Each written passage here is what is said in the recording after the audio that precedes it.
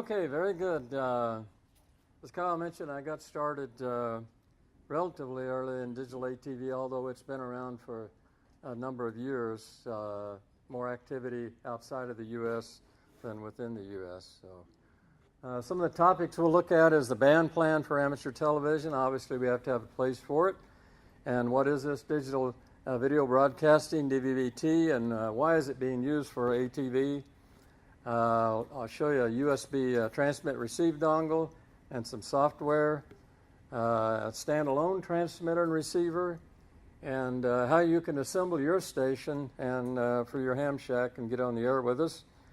A little bit about the local digital ATV repeater and some resources that you can go to, which, by the way, I do have a handout for that. Don't let me forget to give it to you. So, the FCC, they allow wide bandwidth fast scan TV on 70 centimeters, 420 to 450, and higher bands all the way up to 24 gigahertz or higher. And some locations in Europe are using a lot of microwave frequencies. Most hams operate in 70 centimeters and between a 2 and a 6 megahertz bandwidth channels. Think of it, that's pretty wide, but you've got a lot of data that has to be sent. And the second most popular band is 23 centimeters. Hams use cable ATV channels. Here we're using channel 57 for a repeater 426 and 6441 or 440 for the input. Generally, digital ATV follows this analog band plan and complies with individual state repeater coordination allocations, which is pretty difficult to get because of the bandwidth of the signal that we're using. However, it's no wider than what was used on analog, and in some cases much narrower. So what is DVB-T? You've heard of, you may have heard of this through the satellite use, but this is the terrestrial. This is what's used in a number of countries throughout the U.S. I'll talk a little bit about that. It uses modern compression techniques like H.264C and efficient modulation schemes like OFDM, orthogonal frequency division multiplex. That's a bunch of multi-carriers, and each one of those has a little bit of data on it. And it's able to deliver both standard and high-definition video. So what's the advantages of this? I'm going to go pretty quick through some of this, but I need to give you some idea of what DVB-T is before we can get into actually looking at some of the equipment to do it. So it's lower transmitter cost to use it than what our ATSC standard uses. It has adjustable adaptive transmission parameters that ATSC doesn't have. It has a little higher receiver frequency sensitivity, and it has excellent multipath performance, unlike analog days when the signals would fade in and out and your colors would change and so forth. All that's gone away with digital television. There's readily available transmit and receiver software that comes with it, and it follows an open standard EN 30744 from the Europeans developed. So here's a chart looking at the DVB-T signal advantage over analog.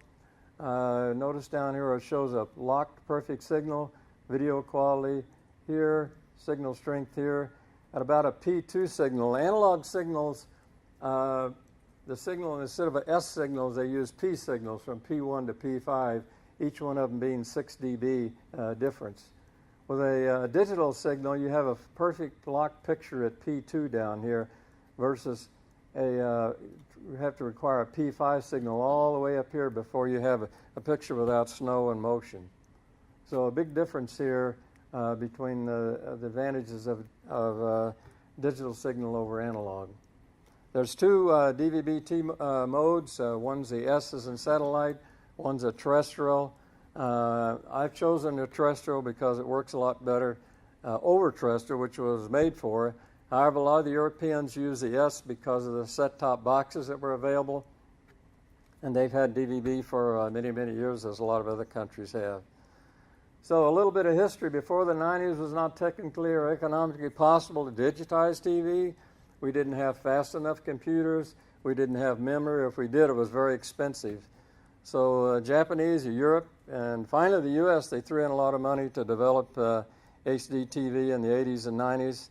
The motion picture expert group came up with compression standards for developing moving pictures, MPEG 1, 2, and later 4. You remember before that, we didn't have any way to compress stuff. These guys, some really smart guys, came in and compressed it down so we could put it on DVDs and CDs and so forth, and finally on TV spectrum. So by the late 90s, there was 3 variants, satellite, mobile, and terrestrial. And later we had came up with a better compression, MPEG-4, which was developed to give us HD TV. So DirecTV and Dish, they use DVB-T S2. So you've been using it for a long time. If you've had Dish, you just haven't been using it terrestrially. So where is it? Well, it's just about everywhere except the U.S. Here's our ATS system up here.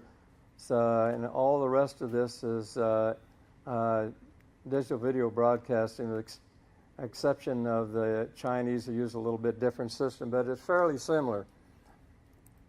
What's coming in, hopefully, our lifetime, DVB, the new ATS 3.0 version will look more similar to digital video broadcasting, DVB-T, and there'll be a lot of changes. Like we went from analog to digital, there's going to be another change to this later version of digital TV. It's going to be a number of years, though, before we see it, but it's going to be coming. So what's a basic DVB-ATV station? Obviously, you need a transmitter receiver for this mode specifically. You need a Class A amplifier. You need some way to switch your antenna. If you have a webcam, that can be used in your computer or an external one. And preferably you need a Yagi antenna, like 70 centimeters here, that we're using with our repeater here in St. Louis. An HDI camera, that's optional. You can, again, use your webcam, but you won't get as good a resolution. And a computer's required for the dongles, obviously, something to plug it in and run the software and control it. So who makes this equipment? It comes from a company called Hi-Des. They're a Taiwanese company. They've been around a number of years, and they've got about 60 different products. They're into surveillance. They're into anytime you want to send a video, say, throughout this area hospital, and you didn't want to run cables, you could do it through RF, with transmitter and receivers. They get their equipment, their chip design from a company called ITE. They're a fabless shop. They've been around for a number of years, too. They make millions of desktops, and they've been very good with ham radio, because they made modifications just for ham radio use, so we could use their products. I'll pass around the little dongle. Armin, I know you've seen it. Yeah, I've seen it. What I'm showing you here is a complete digital amateur station in the palm of your hand right here. That's what integration has come to. It's not cheap, but relatively compared to what it cost to get into analog TV, it's still a bargain.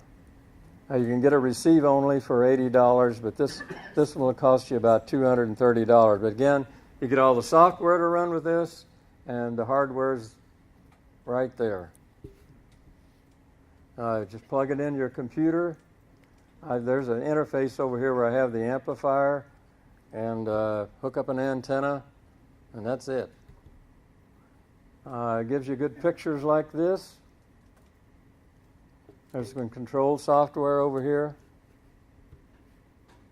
Here's the transmit software. They give you a couple of programs.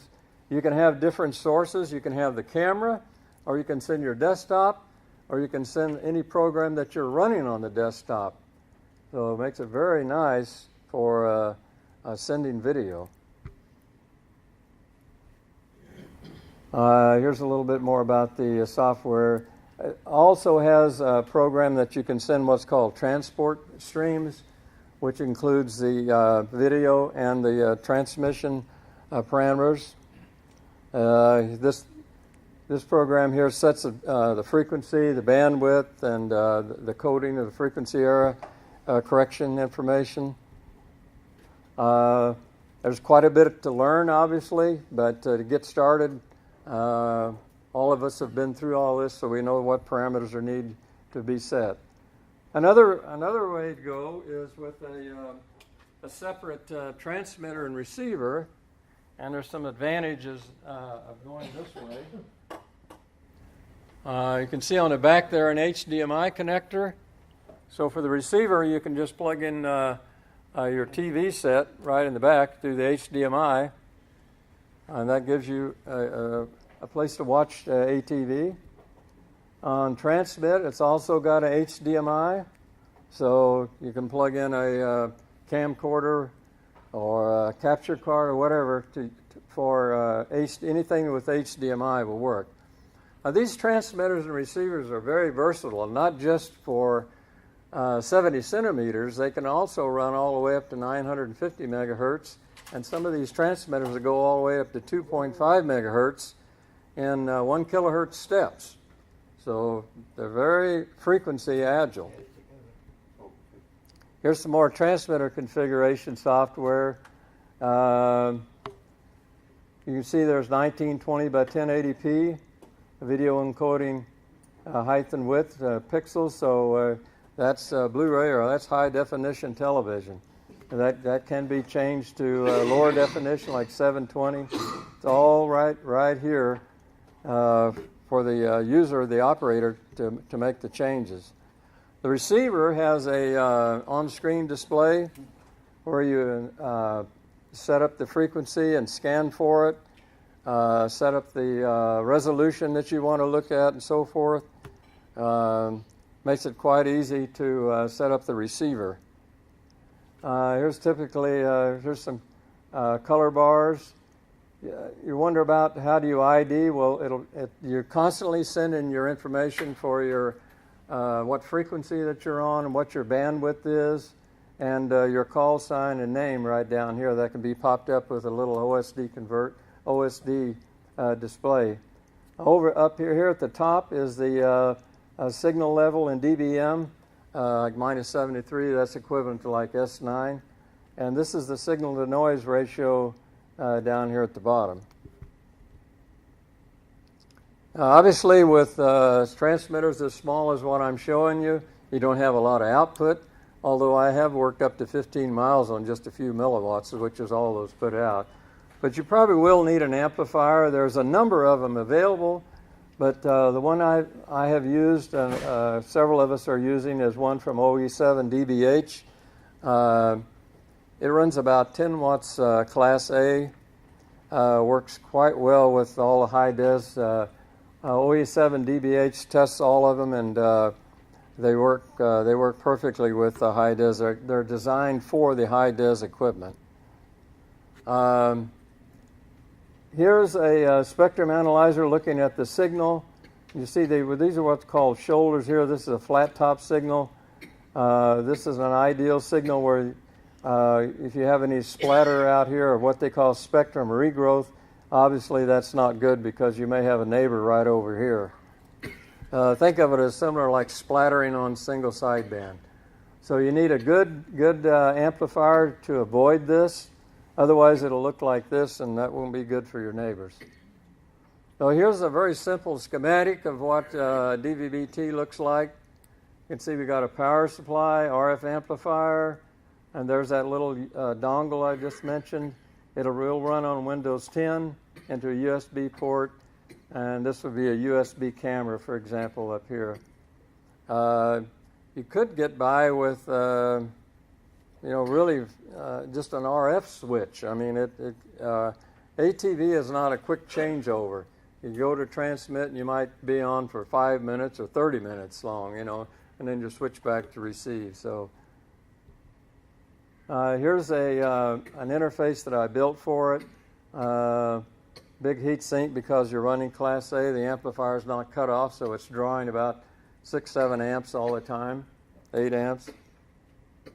Just a simple transmit receive switch, and that's all that's doing is controlling an antenna relay inside.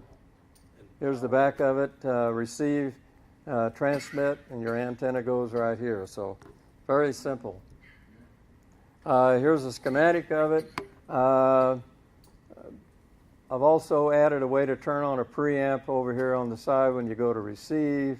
There's a amp meter. It's always good to monitor your current, whether you're running ATV or whatever you're doing. This is all from China, real cheap components here, about $7 or $8 for an amp meter. The only costly really component is a good RF switch, obviously. You want good isolation when you go from transmit to receive. They're about $25, something like that, for typically for a relay like that. And here's the UT100, or the separate transmitter receiver going out to a Yagi antenna and a fan. So they can get a little more complicated. Again, this is the inside of the one, the schematic I just showed you. This board right here is a 12 to 28 volt board because you can find low-cost relays from the military a lot cheaper than you can the 12 volt relays. So you can get a converter that goes from 12 to 28 volts for about $7 or $8 and use it for the coil of the relay. Here's the amplifier over here. He has a later model right now which eliminates this relay totally right here. It actually has a push-to-talk line on it. So it makes it easier to implement. Battery down here is just running the display. And as you get more involved in it, you may want to add another camera and a way to switch it. And that's what it's doing right here. This is W0NZG's interface I built for him. Of course, it gets more complicated the more things you add to it. But I do have all the documentation for this. It's fully documented. I can send you a package if you'd like to build one of these. Certainly can help you build it. It's not that difficult. But if you don't want to build it, you can buy a complete amplifier right here. You can then get your UT100 and an antenna, and you've got everything in those three things: antenna, amplifier here. You may want to add a preamp depending on where you're located, but these are readily available from K0PFX. He's actually in Colorado, but he lives part of the time in Hawaii, and he's got one of their calls over there. So here's high-des. They are sold on eBay. A bunch of different transmitters and receivers depending on what frequency you may want to operate on. But again, here in St. Louis, we're operating on 70 centimeters, and they'll all operate on that frequency. Once you get involved a little bit more in it, you may find you want to add some video cameras and add a video card. And, you know, it's like any mode. The further you get into it, it gets more and more involved. So I'll run over these right quick.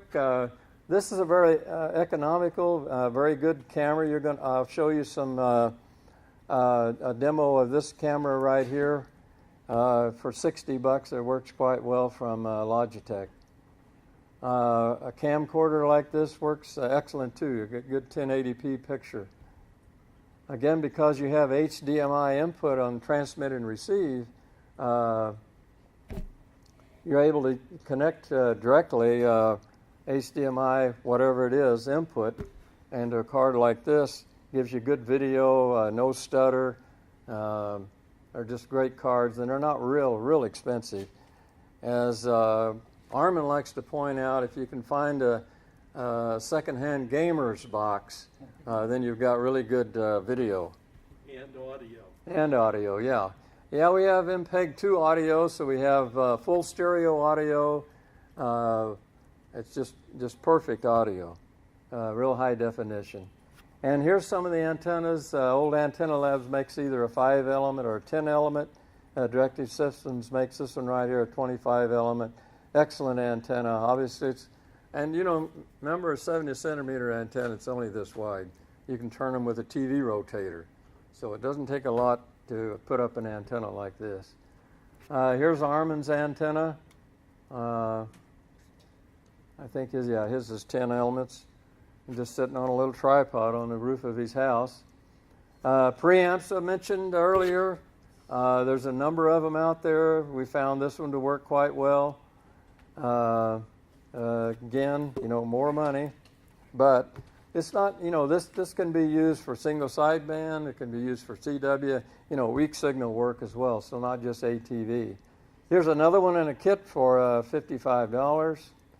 Again, you always have a good picture with digital ATV, and none of that, no snow, good sound. Colors are always great, so good reason for going to ATV.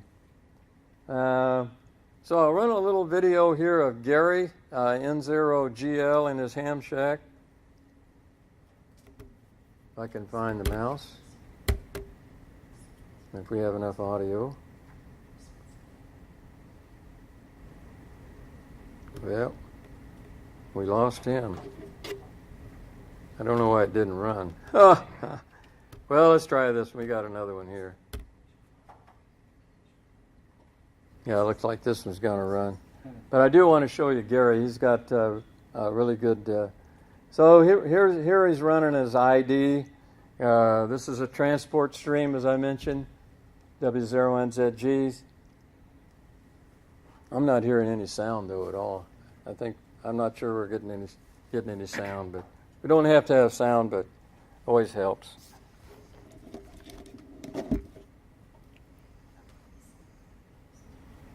We should start hearing some sound for sure after this. Not really sure.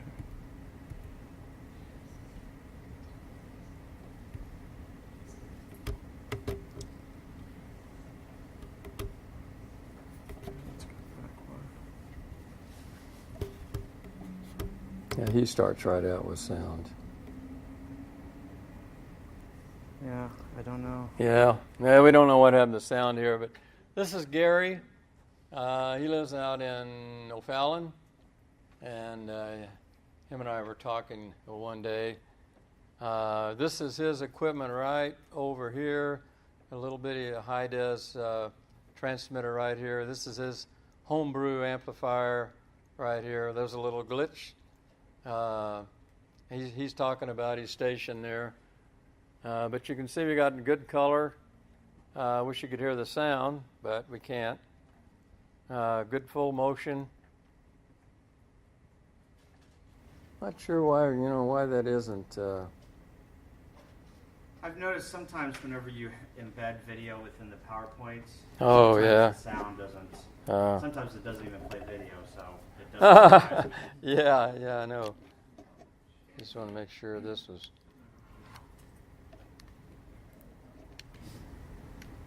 Hello. Yeah, we got audio here. Huh. All right, well, we'll go on here. As you saw on this one, he was running a transport stream.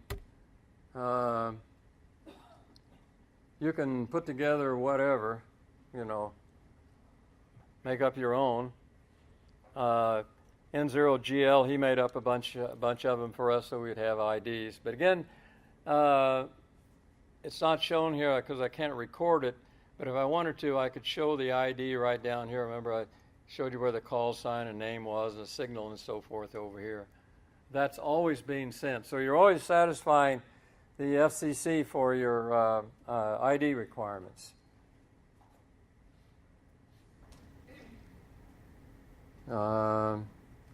Right after this, I'll show you John's station, and I'll try to describe it a little bit for you. A little bit hard to see because you're going to be, he's using actually about 720 instead of 1080p. Here's John. His camera's back on this side of him. It's sitting on a tripod. And it's this little... I'm going to head it down here.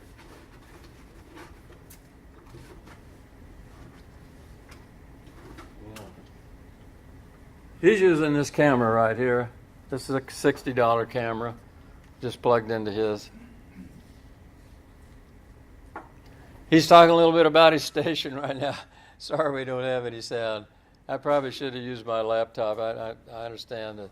Anyway,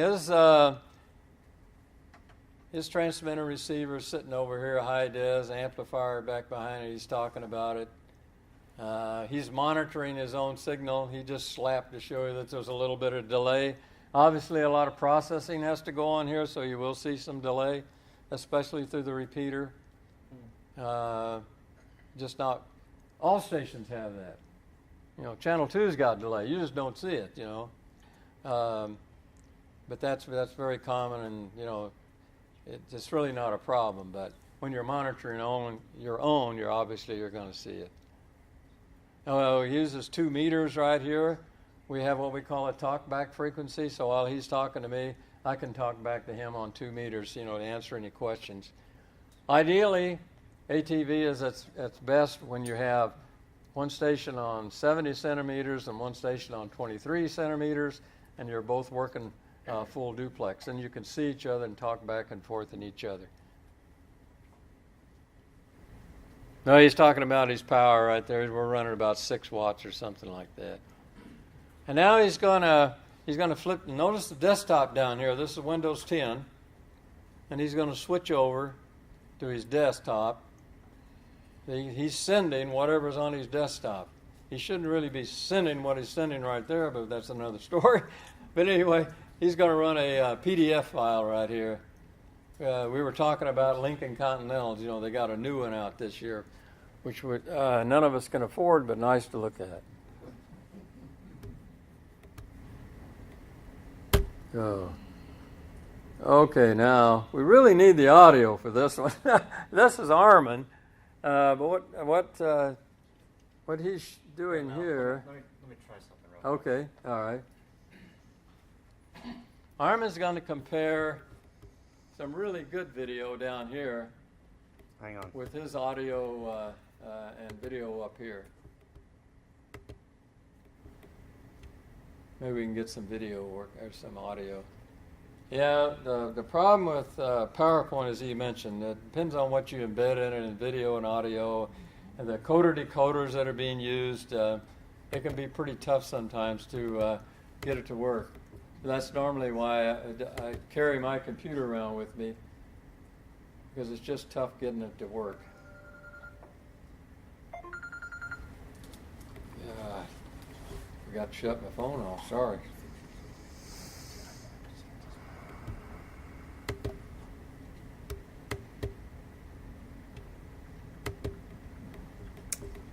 Yeah. I don't know what to tell you, Mel.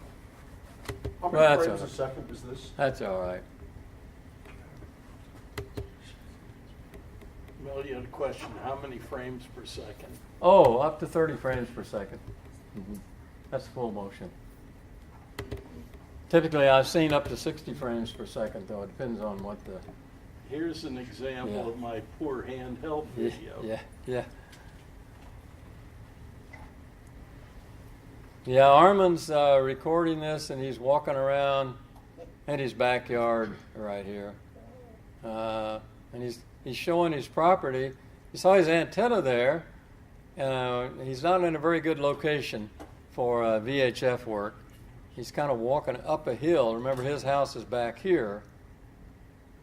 And he'll be looking back on his antenna, which basically looks into his neighbor's basement. So, but somehow or other, we've got a path between, he lives out on Ladue Road, and I live up in Bridgeton, and we've got there's one area that we can work through, and it works quite well. Mel, you don't have that video on your USB stick, do you?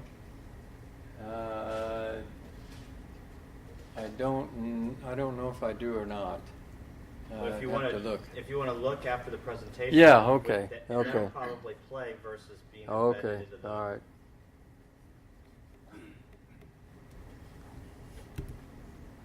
All right, here's my station. I got a lot of stuff, but that's what's happened when you get old. You just keep collecting stuff. I'm still into packet radio. I still have a node on top of hospital, DePaul Hospital. But anyway, right here, that little box and this little box over here, there's amplifier. Here's another interface that I built that allows more RF switching. I have actually a UT100 built inside, and then I can switch to it or switch to this. They also make cameras with the transmitter actually built right in the camera. So you can have a small camera, RF output going to the amplifier. Your whole station can be that. Of course, you have to have a receiver, but as far as transmitter and camera, that can all be in one. Over here is, of course, a watt meter, and I've got a preamp up at the tower, and that's the bias T for that right there. It sends 12 volts up there.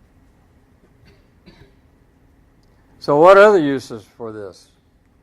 Well, there's a bunch of them. Back in 2016, down in Wharton, Texas, down outside of Houston, we put up a balloon, and we got up about 24 minutes in flight, and something happened. But you can see it was taking good pictures up to that point.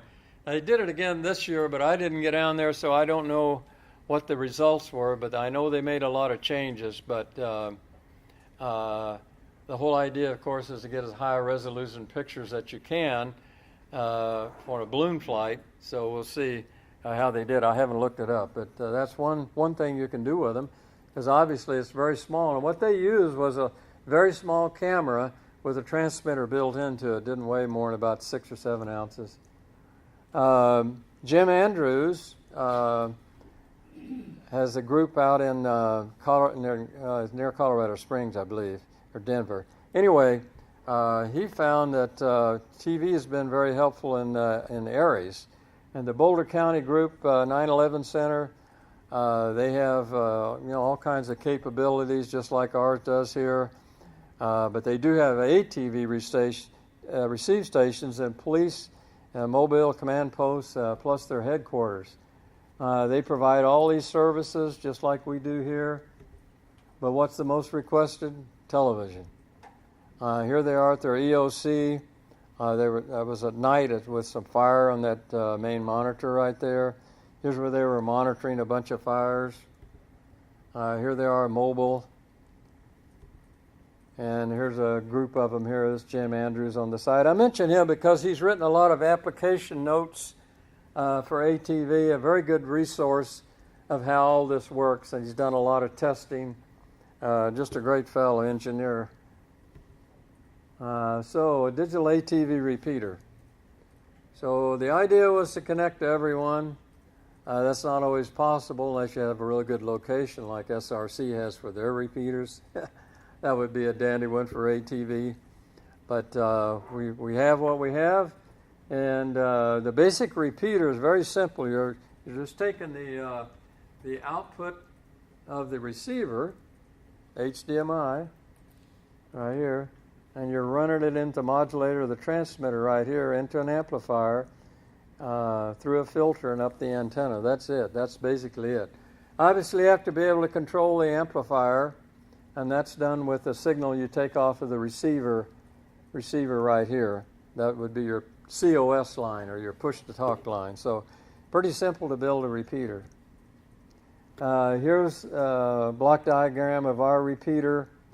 Down here you see the receiver, that control line, as I mentioned, going to the amplifier to turn the amplifier on. There's an LED, a little green LED that comes on when you have a valid signal. That turns on a relay, turns on the amplifier, goes through a filter and up the antenna. On the receive side, back through the filter, a preamp.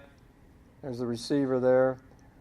We do have an HDMI switch that's controlled by the user. It has 4 ports. So with touch tones, you can select either a camera, a PC, or a multimedia box that we have that can be loaded to run various things. So we also have this transmitter, this 100EH, has also connectivity to the internet. It's got a monitor on it. So the repeater, it's digital only for standard or high definition TV up to 30 frames. Uses this DVB standard I've been talking about, 4 megahertz bandwidth, MPEG-2 sound. Bandwidth from 2 to 6 megahertz. We found 4 is about the best for what we're running for our resolution and motion. Separate transmitter and receive vertical antennas with bandpass filters. Again, we run about 10 watts. We have a low noise preamp for it. And again, I mentioned we have a 4-port HDMI switch, user controlled. It has a bunch of watchdog timers on it, internet control for the transmitter. The controller itself is all homebrew using a WJ9J, which uses a microchip controller. Very simple, relays controlled. And ARM has looked at doing some video streaming for it. We have done some testing, and it does work. So eventually, we'll get to the point, hopefully, that you'll be able to connect to a server and see what we're doing on ATV. So this is the repeater. These are what they call interdigital filters up here to keep the signal within the bandwidth it should be in. There's a watt meter. The amplifiers down here, a few relays, a receiver, transmitter here, and the controller down here. Here's the HDMI switch that I control here, and there's some really bright LEDs, which just gives a status of the relays. Down at the bottom here is 2 meters, and the output of that is touchstones that go up to control the repeater right here. The actual control of the repeater is still under WD0FCHs because this is at his house, although we have another timer on here, a 24/7 timer that turns the repeater off late at night and turns it back on in the morning, and that's all worked out pretty well. Of course, here the hard lines running down here with polyphasers, and we've got a nice short ground running down to it. So far we haven't had any problems with lightning, but it can never be too careful, as they say. Yeah. Here's we can remotely control the transmitter and all of its parameters right here off of the web. Here's a remote-based touchstone commands. I've left out the commands so that you won't go home and play with them. But if you get if you get on ATV, I'll give you the commands. We do have a password as well. So basically, all I'm doing is controlling some relays for the transmitter, amplifier, receiver. I can turn the switch off and on, can reset it, and I can set the different ports down here. We can set it to a media player, as I mentioned, a PC. Basically, what we're going to eventually do with the PC is run the NASA channel on it. We can still legally do that. The FCC does allow us to do that. And an HD camera on the tower. So here's where you get some information from this high-des company. I've got a handout with all of that on it. So take these maybe when you walk out.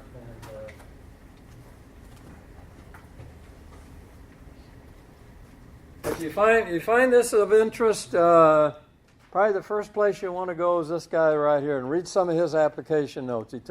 He talks all about it in very layman terms, and I find it very, very educational. I've done several YouTube videos from Ham Radio Now, Gary Pierce, these three right here. You may find those of interest. I go in a little bit more depth about how all this stuff works. There's just a lot of operating and technical info. The British Amateur Television Club is very active. They have probably 50 repeaters over there, and they tie them all together. There's networking here in the U.S. as well. Eventually, we hope to be able to tie ours back to California and the East Coast. It's doable. It can be done, but it takes resources to do that. Good publication is on the web is this CQDATV. There's also ATV's Television Quarterly. This magazine's been around since dirt, and they keep up on all the things going on ATV. So that's all I have. I was going to give you a little demo to show you how this works, but forgot it takes programs out of my computer, obviously, to be able to do that. But I think the videos that I showed you sorry the sound didn't work, will give you an idea of what kind of definition that we have and motion. You know, the stuff really does work. So, any questions at all? Okay. How do you mix the audio? Do you have to specially add the sound to the video, or does it come from the? It doesn't come from the camera. Yeah, it's all in the stream, in the transport stream. The audio, is that what you mean? And then decoded. If you're using a computer to feed the TV using HDMI out of the video card with the composite audio, you just use the audio mixer on your, you know, hit the little speaker symbol up, pops your audio mixer. And I use a mic preamp and feed it to the line in. You set the line in to listen, and out it goes, right to the transmitter. Yeah, the audio is actually fairly simple to set up, but people have trouble with getting it set up. It's done through your sound cards. The second time is always the easier one. Yeah. Or an HDM device like a HDMI camcorder, you know, it feeds the sound right off of the microphone and the camera itself. Yes? You said you can use a second-hand gamer's box for video and audio. Would the grandkids' old Xbox do the job? What do you mean by? Xbox for, as long as it has HDMI out, yeah. You have to be kind of careful what you're using, though, and you can't send any proprietary video. Yeah, but any HDMI device you can transmit. Yes, sir. How much activity is there in the St. Louis area, and are all these contacts made prearranged, or is there any way to kind of do like a CQ type of thing? Well, there's not very many of us to start out with. There's only a half a dozen of us playing with this. You know, we're just really getting started. It was done a lot of experimenting, you know, to figure out how all this works. Although there's pretty decent documentation for all this, but what you'll find is you need to know quite a bit about the technology. You need to know about HDMI. You need to know about DVB and, you know, how the modulation stuff, you know, works.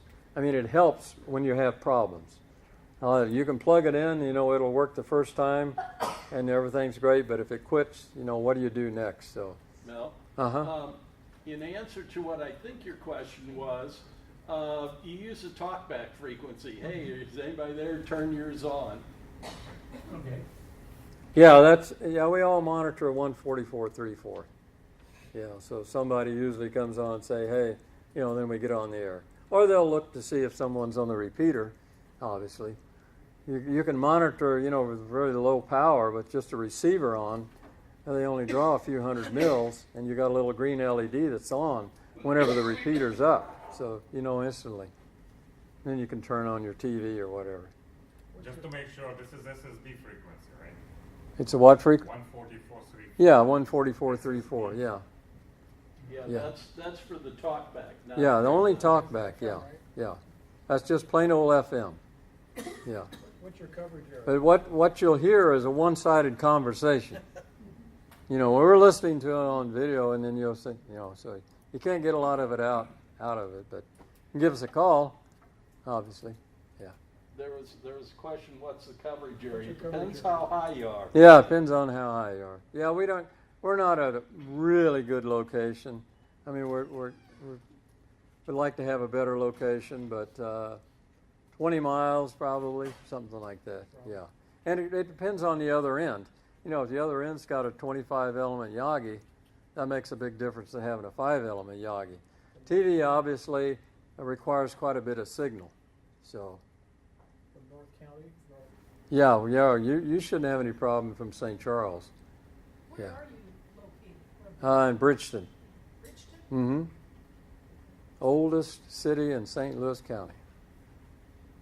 Is that on the Oldest hospital? charge. Is that right? Pardon me? Did I understand that that's at the hospital up there, the repeater site? No, our repeater site's at WG0FCH. He lives in Maryland Heights. I see. Yeah, he's in a pretty good location. and the antenna's at 100 feet. So, we're up there. But right now our plans, we had some plans to run we are running vertical polarization so we could run 6 megahertz. With 6 megahertz, if you had a really good location and you had enough power, you could use for a receiver, you could use a real low-cost SDR dongle and free software and be able to copy or decode commercial DVB terrestrial. But it takes a lot of power, we found, to do that. And so we're probably going to go back to horizontal polarization for the repeater. I probably allocated all the time that I've got this evening. Do you have anything on Tapper or? Oh, yeah. Let me see if I can find that. Yeah, let's see what I got here.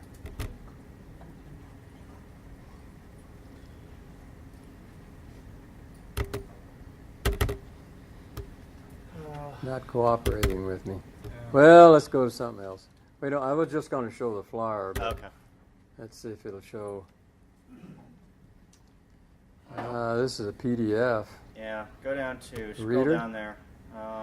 Scroll down and see if there's another one down there. There you go. Hit more apps. That's it. See if it'll do it in Google Chrome.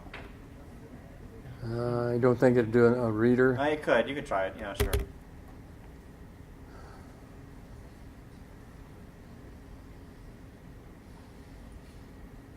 It's Yeah. coming. I don't know if you can read this or not, but let's see. Yeah, we had a conference here. This was the 36th one by Tucson Amateur Packet Radio, or Tapper. Tapper's in much more than Packet Radio, but that's where we got our start. We had 4 days, actually 3 days. We had a board meeting on Thursday, Friday, Saturday, and Sunday, full of talks. It was held up at Earth City and the Holiday Inn, same place we had the microwave update back in October, you may recall. Let's see, I want to show you the schedule, and we can talk a little bit about those. Whoops. Not sure what it's going to do with that. Going to open it up. Yeah, here we go.